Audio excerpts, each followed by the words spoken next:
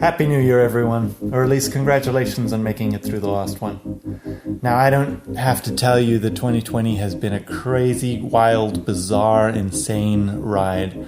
But I just wanted to give a little bit of positivity in amongst all the posts of good riddance 2020 and goodbye, see you later. And honestly, those are pretty valid. It's been rough, and I get that. But it hasn't all been bad. This year started out, for me at least, in down in Arkansas with my family. I quit my job, and in early February, I moved up here to upstate New York to be closer to my wife's family. In March, I don't have to tell you what happened in March. Everything went haywire. I started a new job here, and everything seemed normal, and then COVID hit and just transformed everything. We had to rewrite basically my entire job description and all of the projects that we'd started planning out. Then in April, my son, Aaron Paul Fasse, was born, and I became a dad for the first time in my life, which has just been a crazy experience. On the bright side, the pandemic forced me to work from home, which meant that I got to be close to him for his first few months of life. And then it was June, my wife and I celebrated our second anniversary by taking a socially distanced trip up to Maine, which was absolutely beautiful. July, August, September, October, November, December, all the months kind of just meld together in this one big blur, and I don't know what happened to the year.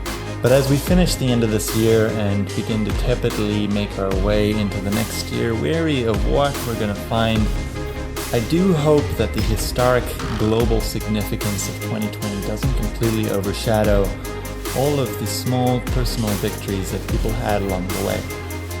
I became a dad. That was one of the wildest, most special and beautiful experiences of my life. And when I look back on 2020, that's probably what I'm going to remember most. And I don't mean to disregard the pain and suffering that so many people have experienced this year. It's been horrendous and life-altering, and there's no way around that. But I've had friends get married and have kids and move to new places and start new jobs and take adventures and find new friends. And there's even been beauty because of the pain. My parents were supposed to come visit for Christmas, but because of all the travel restrictions, that just wasn't possible.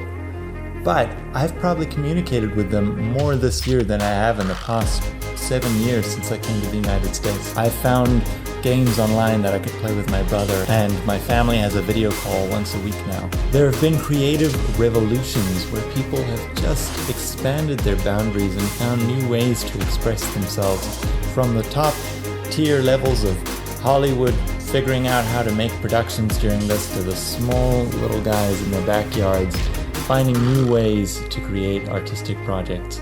My wife and I started a photo video production company and are so excited to get that off the ground in spite of everything that's going on. So as we shake the dust of 2020 off of our feet and put this weird year behind us, I hope that people will be able to not only look at the huge, life-changing events that happened, but also the little personal experiences and the sparks of joy and the personal victories that we had along the way. I've got some really exciting things in the works for this channel next year, and I really hope you'll join me for that journey. Thanks so much for watching. I hope that 2021 is less historic and more normal of a year than this one has been. Stay sharp, and Happy New Year.